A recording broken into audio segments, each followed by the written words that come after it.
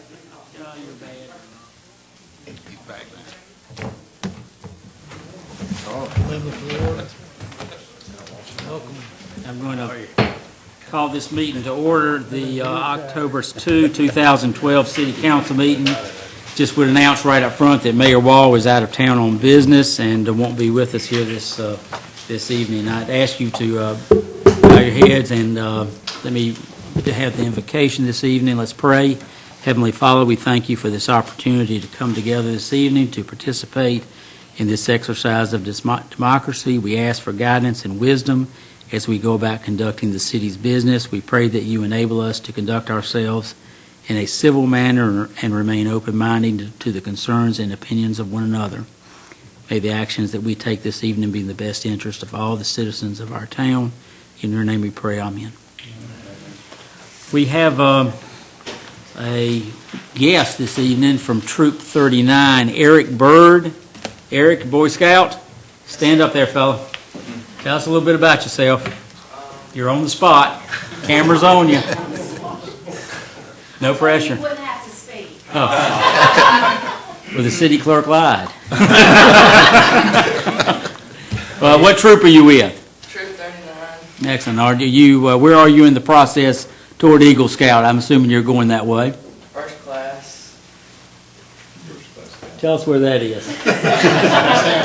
Looking at my left to the Eagle Scout. That's about halfway through. He's working on 2 merit badges, communication and community service. So he's actually working on 2 at one time here tonight. So no doubt he will get there. Well, Eric, welcome. Good luck with it. Thank you. All right. We have a proclamation this evening. The Fire Prevention Month is October. Nim Harris, stand on up here, fella. Okay. Let me read this. This is a proclamation that the mayor signed earlier. Whereas the city of Burlington is committed to ensuring the safety and security of all those living within, and whereas October is recognized nationally as Fire Prevention Month with special emphasis placed upon fire safety efforts, and whereas fire is a serious public safety concern and homes are the locations where people are at greatest risk from fire, and whereas statistics indicate that cooking is the leading cause of home fires, that 1 out of 3 fires begin in the kitchen and more than any other place in the home, and whereas children under the age of 5 are more likely to receive a severe scald from food or hot water than to receive a burn from fire, and whereas improper use of space heaters continue to result in house fires and increase the likelihood of a home fire death, and whereas smoke alarms, along with a practiced home fire escape plan, saves lives, and whereas 2012 Fire Prevention Month theme, quote, "Be ready, have 2 ways out," close quote, effectively serves to remind us all of the simple actions we can take to stay safe from fire during Fire Prevention Month and year-round. Now, therefore, I, Ronnie K. Wall, the mayor of Burlington, do hereby proclaim October 2012 as Fire Prevention Month, and do urge all those in the city of Burlington to support and promote this observance. Yes, sir. Let me hand this to you, and if you bring that back by City Hall tomorrow, Ronnie will sign it. Okay. If you're not careful, he'll want to take a picture with you. I can tell you, my wife sure burns enough food. Let me say this. I read this proclamation earlier today to some department heads, and they said that their houses was in no doubt, no problem with fire because there was no cooking ever going on anymore. So we won't say who those people were who made that statement. Well, you know, one of them sitting to our right over here. I can say that. well, you know, at least we didn't have to point out any names since he admitted to it. But you know, the thing about it is that the bad thing is that's one aspect of it. And, you know, this has been really a difficult year for the fire department and for the city because we have endured 2 fatalities this year. While I do bring attention to those 2 fatalities, I also like to point out, you know, some of the positive things that also happened to coincide right about those same times that were never really brought, attention was not brought to. We had a lady who lives over off of Church Street. She happened to be at home on a Saturday and was cooking.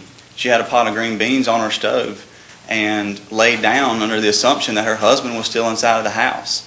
And at some point later, she woke to the sound of the smoke alarms in her home activating. And not only did the smoke alarms wake her, she went into the kitchen to find that pot of green beans on the stove with flames coming off the top of the green beans. She at that point grabbed a fire extinguisher and extinguished the fire. We were never even dispatched. And the great thing about it is she learned every bit of that through our classes that we offer. And she came to me after a class. She said, our last class, this is what I learned, and this is how it saved us, how it saved our house. And also with one of the fatalities, a young girl lived in one of those houses, and she had gone through some of our fire safety programs in the schools. And while her father, succumbed to the flames, she was able to escape on her own accord. So that's why over the next several weeks, and while fire prevention is typically considered 1 week on a national level, we try and focus on the entire month. And we'll take 2 weeks where we are in the school systems, going, from through all the elementary schools, focusing on, the kindergartners through second graders will have a puppet show, and third, fourth, and fifth graders we found really have fallen in love with our game show, because at that point they're starting to understand these things, and we want to quiz them on it. We will also have an open house on the Sunday the 14th, and was talking to Ms. McGowan earlier. We are working towards some articles during that week as well, and we just want to continue this push, because even though our times change, we don't want to lose sight of the importance of fire safety and make sure everyone understands that. So, Isn't it true that when a fire or smoke or something like it breaks out, small kids will run and hide in the closet as opposed to trying to get out? They have a tendency to do that just out of fright. Yeah, so that's why it's really important to get to them. It's important to get to them so that they understand what is going on. But it's also important that if they are blocked from being able to escape, you'd be amazed at the fires that we go on, to where just simply having a door closed inside the house could have the appearance of being completely destroyed, but you open a bedroom door, and from a relative standpoint, that room remains untouched. So there are so many things that that we need to get across to children, that we need parents to reinforce this, or reinforce our message, and that's where it's important for everyone to take a part in fire prevention. So, thank you. Very good, thank you, appreciate it. Recognize City Clerk Renee Ward for the Code of Ethics disclosure. Members of council, it is my responsibility to remind you of your duty to avoid conflicts of interest in matters that are before us. At this time, I ask if there are any potential conflicts concerning tonight's agenda items. None. Next item, adoption of the agenda. Approval of the minutes. I'm sorry, approval of the minutes, September 17th, 2012, City Council work session, and the September 18th, 2012, City Council meeting. Need a motion to approve those minutes. Move for the approval of the minutes. Second. Okay. All in favor, say aye. Aye. Aye. Opposed? Move for an adoption of the agenda. So moved. Second. All in favor, say aye. Aye. Consent agenda, these items are typically non-controversial. If anybody has any questions, please let us know. Item 1A, to adopt a resolution of intent setting a date of public hearing for October 16th, 2012, to consider annexing Lake McIntosh and the adjacent city-owned property. B, to temporarily close Lexington Avenue from Davis Street to Maple Avenue on October 26, 2012, from 2 p.m. to 3:30 p.m. for the downtown Halloween Spooktacular events and parades. C, to temporarily close the following streets on Saturday, November 17, 2012, beginning at 8 a.m. for the City of Burlington Annual Christmas Parade. Lexington Avenue to Front Street to Worth Street to Davis Street to Spring Street to Maple Avenue to Main Street, and Main Street to Kitchen Street.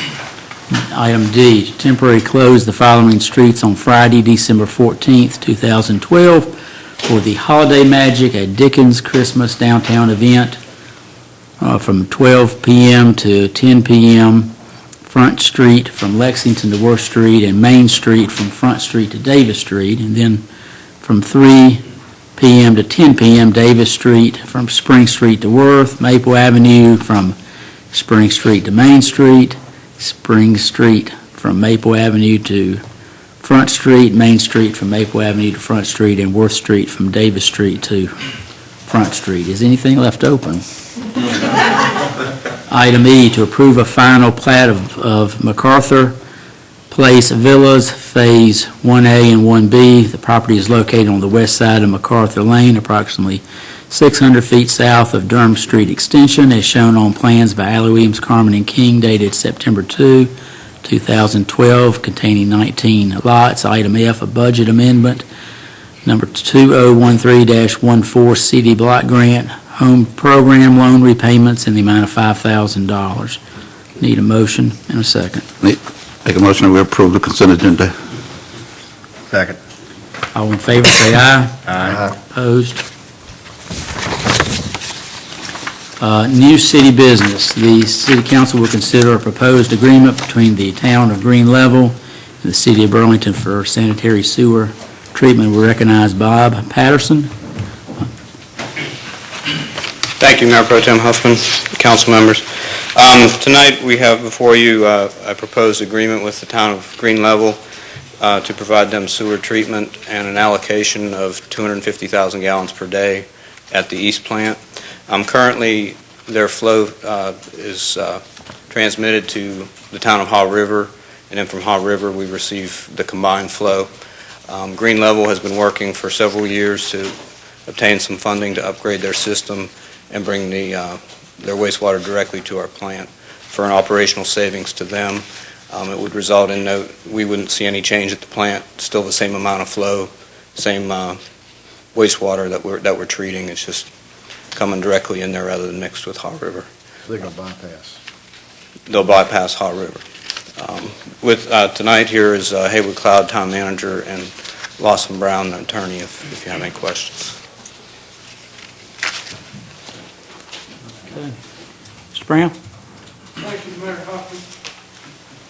Members of the council. Not quite, Almost, almost, Mayor. for the night. Thank you for the opportunity to appear before you. Our firm represents the town of Green Level. This will save a substantial amount of upcharges that they've incurred over the years going through Haw River. Haw River obviously marks up the services that they buy from us, that the town of Haw River buys from the city of Burlington. So it'll save the town of Green Level a fair amount of money. Certainly it'll be more efficient to go direct line, and the funding for this partial budget, but partial grants as well.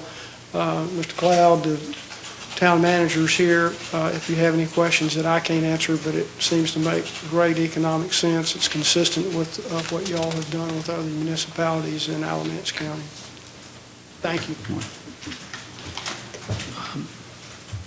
Haywood, you want to have anything to say? Haywood used to be with our planning department, and after he got fully trained, he bolted and went to Green Level. No, I just want to take this opportunity to say it's good to see you all again, and thank you in advance, hopefully, for approving this agreement. Thank you for the services that you provided countless municipalities on the same type of agreements. And again, we'd like to request that you do the same for us, please. Haywood, this is a gravity flow line that y'all are putting in, or have you already put it in? No, it hasn't been put in yet. Okay. I mean, we're still getting everything's still preliminary now, but as a part of getting the funding, those funding agencies wanted to make sure that the city of Burlington was willing to accept our waste. So, right. So with this allocation, it enables you to apply for some grants, does it, so that you can put the line in? Is that how this works? Oh, well, no. We have applied for grants, and it's be some grant and some loan.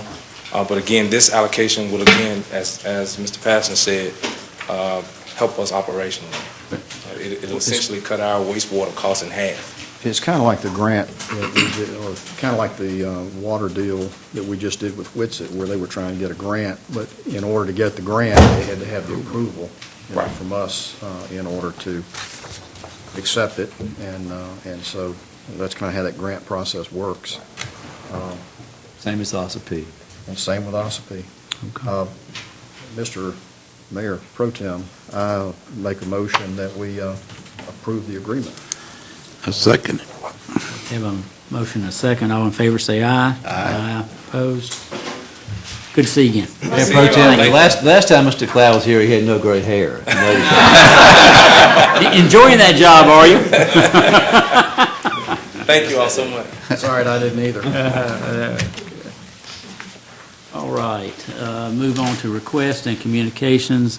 The city council will receive information about the 1/4 cent sales and use tax increase to be used for the debt payment of the Alamance Community College Applied Technology Center and for funding for job creation. In addition, support for the issuance of bonds for the Technology Center. Recognize Mac Williams from the chamber. Mac? Well, since others have done it, Mr. Almost Mayor, thank you for the opportunity, Council. I'm delighted to be here, and thank you for this opportunity to speak to you and, by extension, the broader public about two items that are on the November ballot coming up. There are two local referendums, as you mentioned. One is the 1/4 cent sales tax, and the other is the bond issue for the training facility at Alamance Community College. And while they are unrelated on the ballot, the chamber, who endorses both of these, thinks they are related because they both contribute to economic development. I do have some materials that I'd like to hand to you, and if I may, got one, I think, for members of the media as well. Earlier. These are some questions and answers that have been developed in response to the interest on this, and we've tried to keep these questions and answers neutral and for information only, in the sense of education. For example, they just restate what the two ballots are: the sales tax, the 1/4 cent sales tax, and the $15 million bond issue. Does the sales tax and bond issue mean there will be two tax increases? And the answer to that is no. Revenue from the sales tax will be used to pay for the bond issue with the new building, and they're using the sales tax because they decided not to increase property tax rates for repayment of these bonds. With employment still high and property values declining, the decision was made to not burden property owners with additional property taxes. Using sales tax revenue to repay the bond debt will allow a greater number of citizens to help pay off the debt, including non-residents who come to the county to shop and attend ACC. What is the need for the new building?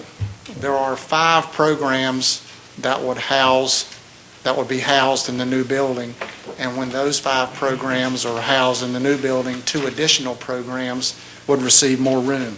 So you've got 7 programs at ACC being impacted by the new building. And it is called the Advanced Applied Technology Center, and it'll be located on the Graham campus for ACC, and will house the legacy programs for automotive systems, welding, machining, carpentry, air conditioning, heating, and refrigeration technology.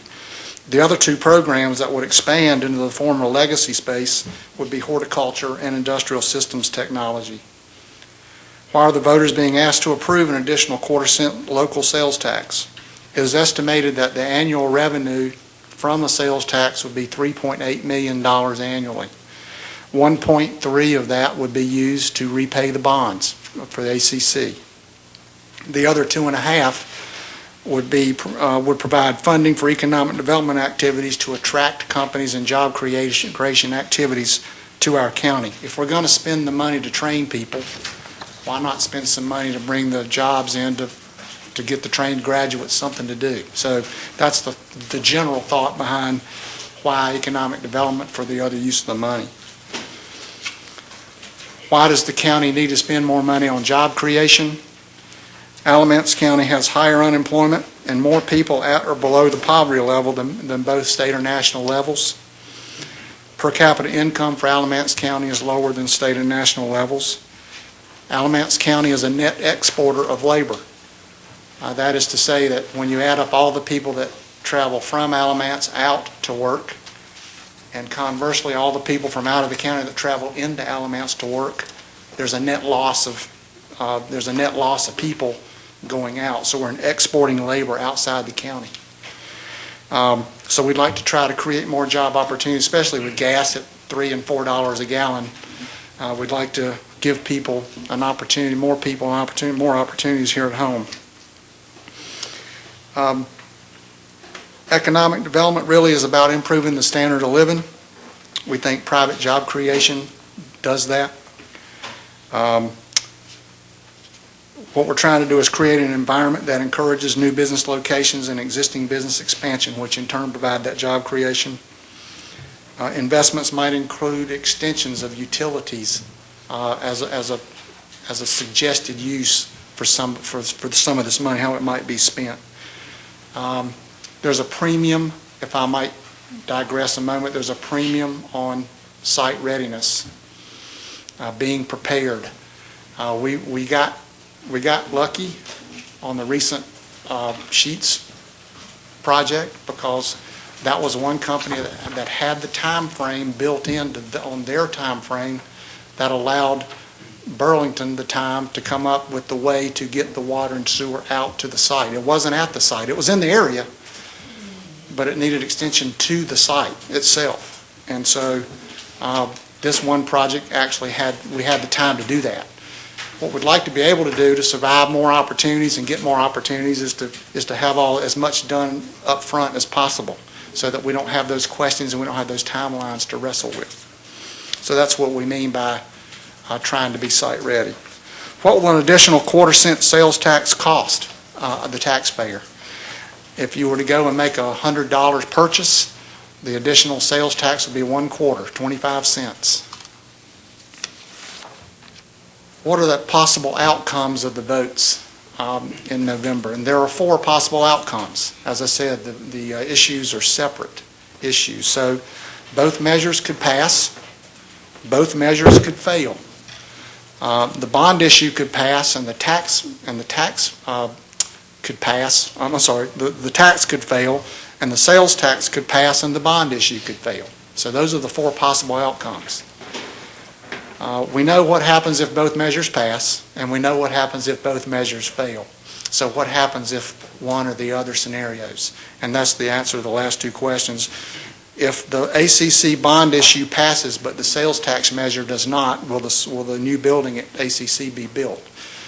This group of commissioners currently in place says no, it won't be built. That both the bond issue and the sales tax have to be passed for the building to be built. What happens if, in scenario 4, if the sales tax passes and the bond issue fails?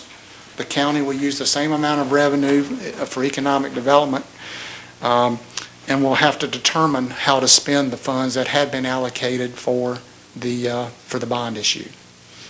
So I hope that these are in some way, shape, or form helpful to people as they consider these two important issues locally. We're trying to raise just awareness that they're on the ballot. They'll be at the bottom of the ballot. People will be able to vote for or against. It's not a yes or a no question. It's a for or against question on both questions.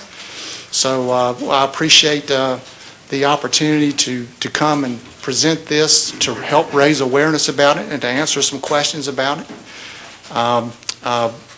And I'll be happy to answer any questions you folks may have.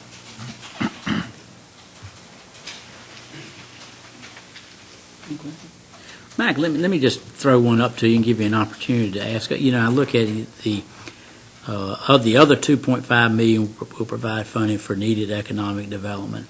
And I know I've been in numerous meetings with you when you've talked about this, but you've also talked about meeting the competition and what it is that the likes of neighboring counties, for example, what you're facing there. Yes. What sort of, I think Greensboro recently has addressed this, and they're going about, and they're talking about having funds available for this, or have funds already. Well, What's your competition? Well, the competition is communities that are investing in these kinds of activities in advance so that when the prospect shows up, there aren't any questions, there aren't any uncertainties about how are you going to get it there, how long is it going to take, who controls the land between where it is and where it needs to be, who's going to pay for it. When you have uncertainty and you have time built into these processes, typically those are your enemies. And so my competition is any community that's taking all of those questions and uncertainties out of the equation and are ready to go. That's why the success in Mebane has occurred over these recent years. That industrial park over there has everything in place ready to go. As a matter of fact, their success has been such that they are now trying to go forward with putting more stuff in line ahead of time to have more of that park open and available. The recent activity that you mentioned over in Greensboro, they had a recent large prospect knocking on the door over there at the prison farm. It's been widely reported. And it's also been widely reported that one of the challenges that the prison farm faced was getting water and sewer there. I think Burlington was a potential partner in how to get that done. And I think Burlington wanted to be a partner, but it's a lot of money and a lot of time to get all of that there. And it was just perhaps maybe too much to undertake for the time frame that was given. And so, not prepared, opportunity lost. If we were to have this sales tax and be able to do some things in advance, we wouldn't have that problem. When you say in advance, so you're talking about like the certified site that we have, additional certified sites, having potentially water and sewer located in certified sites or right there? Or Yes, well, certified sites. that type of thing? That's what we're talking about doing, is getting as much done and ready in advance as we can so that we're in a more competitive position. And when I say competitive, from the prospect's point of view, their goal is to get a decision and a final location as quickly as possible. For them, it's a process of elimination. And frequently, do you run into this situation that those that have the properties that are broken up and not under the ownership of one are at somewhat of a disadvantage when you have these business brokers and brokers coming your way and trying to get an interest? That's just additional time involved with having to pull the project together. If the property is not under the control of an entity that wants it to be there for the purpose of job-creating activity, if it's under the control of other people, it does introduce, unless you can get agreements otherwise from those controlling entities, that does introduce uncertainty and builds in time and uncertainty and perhaps even money.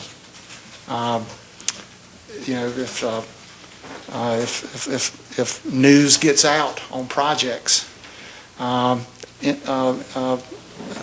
too far ahead of time, you risk a lot of things. Price going up being one of them.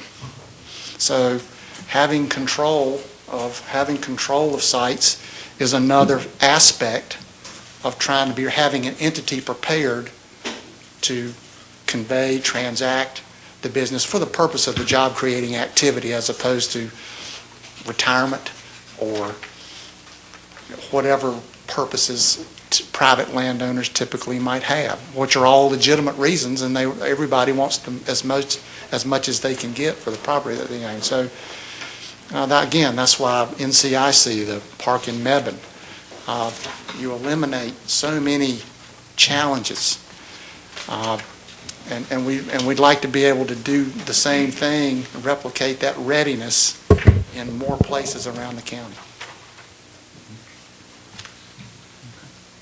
Any other questions? Thank you. Thank you for the opportunity. Thanks for the information. Good night. Thanks so much. All right, that brings us to a report regarding the wellness program. Recognize our city manager, Mr. Owens. Mr. Mayor, if I could, I would like to make a statement at some point, for the minutes, if I could. So, Okay. Do you, let me get him to make his report. Is it pertaining to this? yes, it is. Okay, so let's get his report And first. And I've got go ahead. I've got a question in connection with this, so. All right. As originally requested by Councilman Ward and later at the direction of the mayor and city council, City Attorney Charles Bateman and myself have reviewed operations of the city's Wellness Council. The Wellness Council operates as part of the Human Resources Department, is made up of volunteers representing each city department. The focus of the council is to promote the benefits of wellness to all of the city employees, with the goals of employee participation resulting in improved health of the employee, improved work production, and controlling the city health care costs for employees. While our review of the program dated back to 2007 reflected some concerns of certain aspects of the operation, the overall program has met its goals and won statewide recognition and is generally credited with helping stabilize employee health costs for our organization. The effort of the city employees who have volunteered their time and wellness to the Wellness Council is very much appreciated. We believe our review of this program was as complete as possible since we did go back to the program operations as of the year 2007. Information was requested and provided by the city's finance department, human resources department, and volunteer members of the Wellness Council. Per my request, the city's independent auditors reviewed much of the financial information which we collected. Collectively, senior staff and our auditors agreed that there was indeed a need to formulate additional policies for the program operations, especially in the area of what incentive prizes would be appropriate and how these prizes would be awarded. Such policies have been drafted and will be immediately implemented in the program. A copy of these policies is thus attached to this report.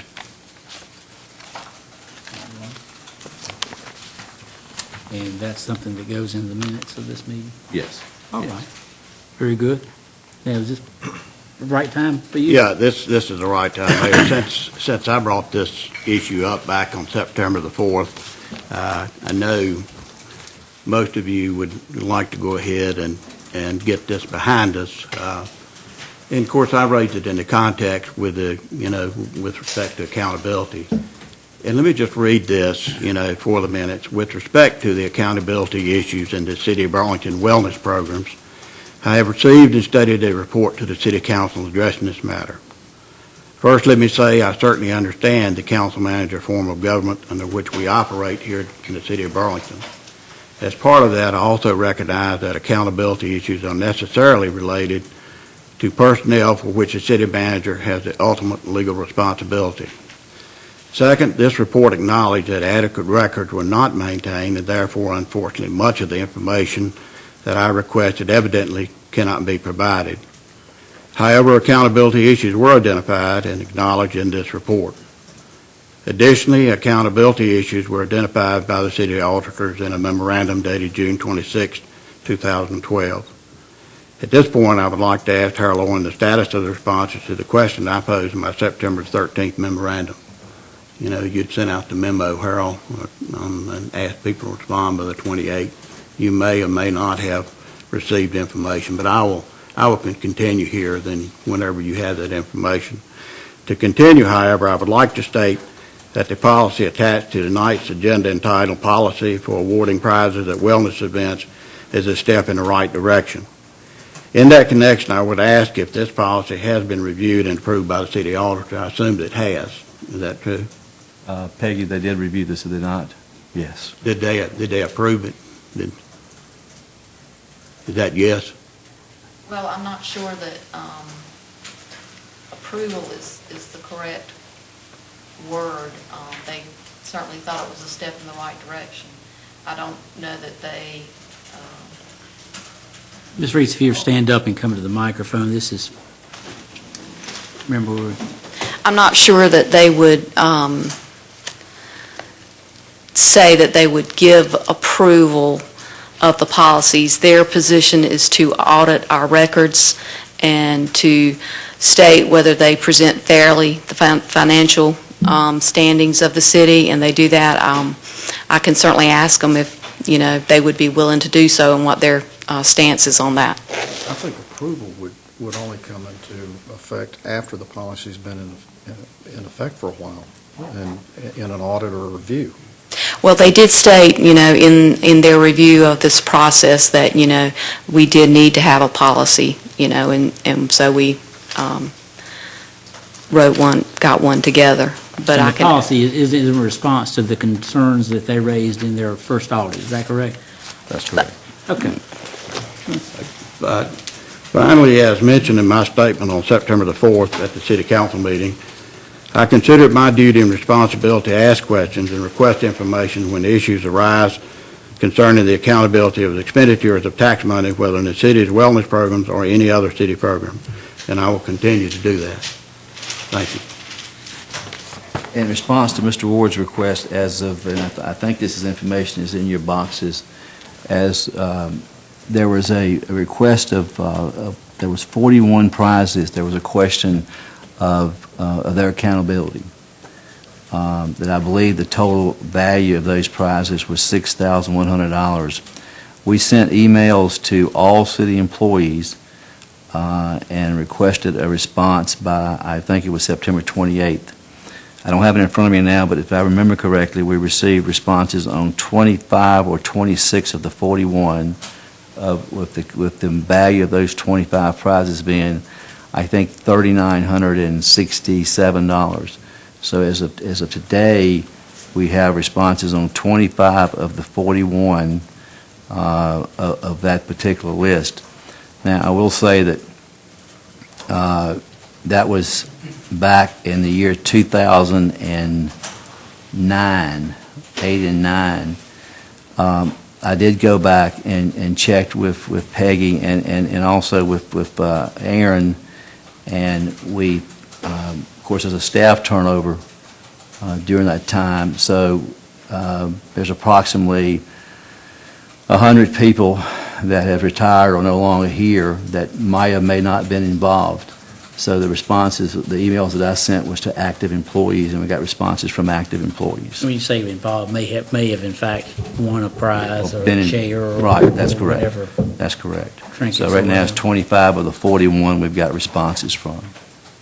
And that list, I think, is actually matched up with the people's name besides the prizes which they actually won. Okay.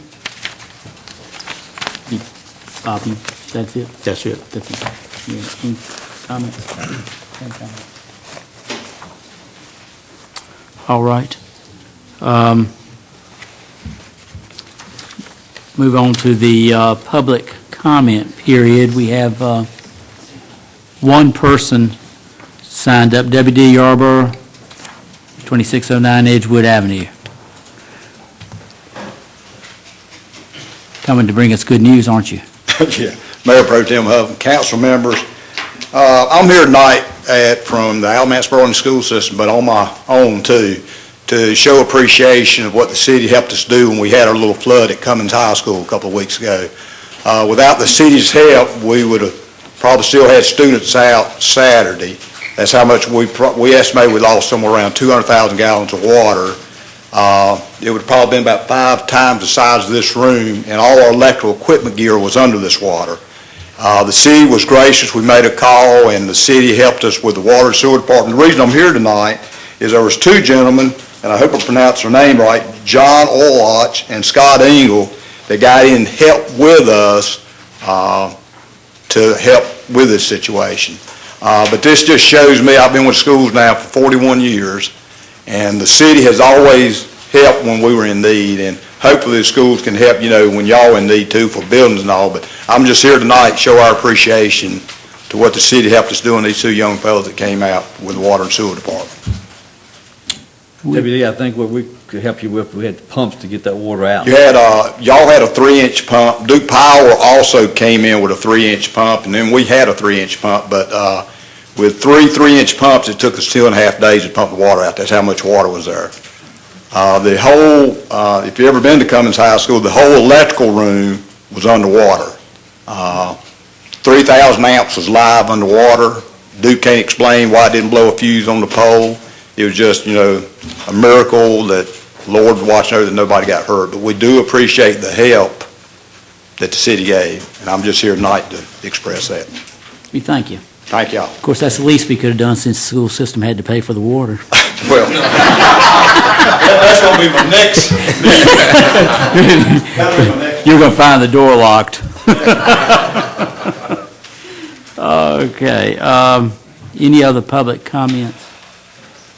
All right. City council comments. I have one listed here. Code Red test call rolled out today to all the citizens in the town. And is Zach Smith here? Yes, sir. Zach, if you'd stand up, emergency management director, and if you would give us a update, and the folks on TV an update on how the testing went. Sure. Mayor Pro Tem Huffman, gentlemen, the test call was successful. We sent it out this morning at 10 a.m. We had approximately 26,700 numbers in the system. Out of those, we had a 60% connection rate. Of those 60%, I've been assured that is more than average for the initial call-out. A lot of the numbers on the initial call-out are rough data, the third-party data that may no longer be valid. So as we continue the process and draw the subscription from the citizens and business owners of Burlington, we have to increase that number and increase the connection rate as well. Zach, you better take a minute and step back and describe what is Code Red. Code Red is an emergency notification system that the city brought online about a month ago. It allows me as the emergency management director on behalf of all the emergency services within the city to contact citizens directly when an emergency presents itself that's going to directly affect the citizen or business owner, or business for that matter. With this notification process, we can, one, let them know that the emergency exists, and two, the proper action they need to take, whether it be shelter in place, evacuate. With this system as well, you can also register for weather warnings. When you go to the City of Burlington website, click on Code Red and fill out the subscription page. You can check to receive the type of weather alert that you so choose to.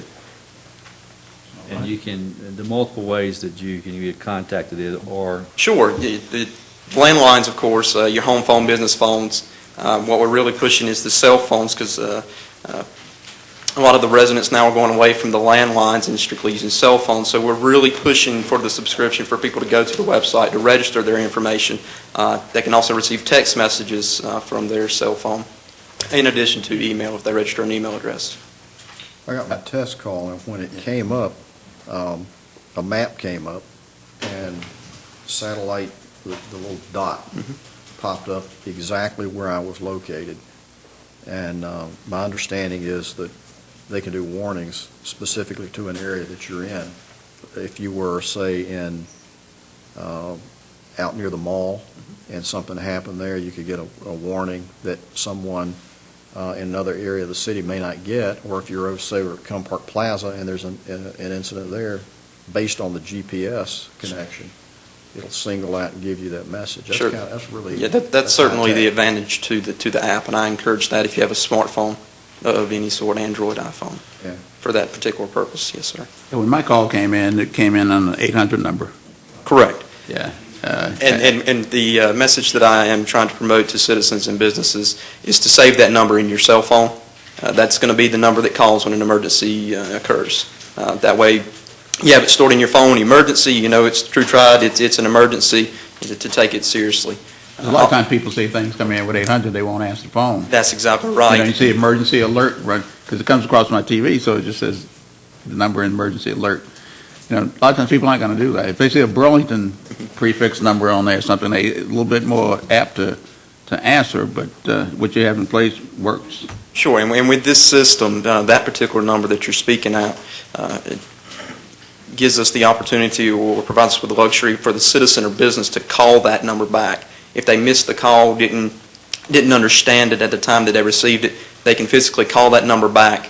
The system recognizes their phone number and gives them the most up-to-date message for that. So that was one of the driving factors why we decided to go with that, with the 866 number, is the ability for people to call that back.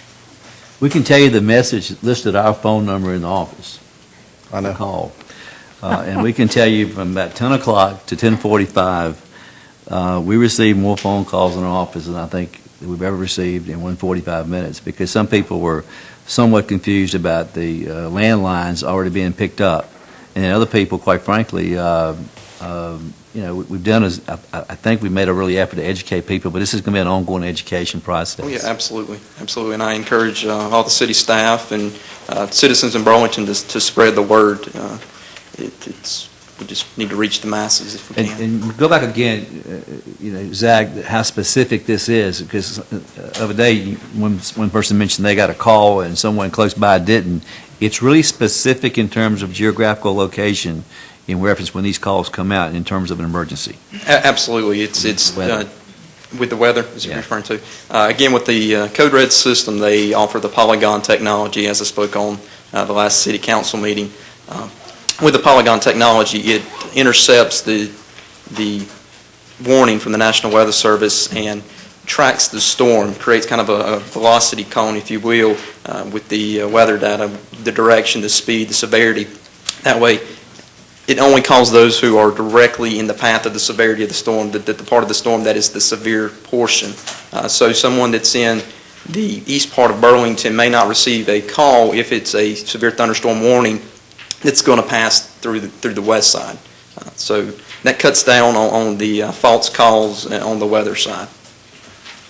In our situation, if there's a gas leak or even a major water leak, we can pretty much specifically dictate the area that we want calls made. Is that not correct? That is correct, sir.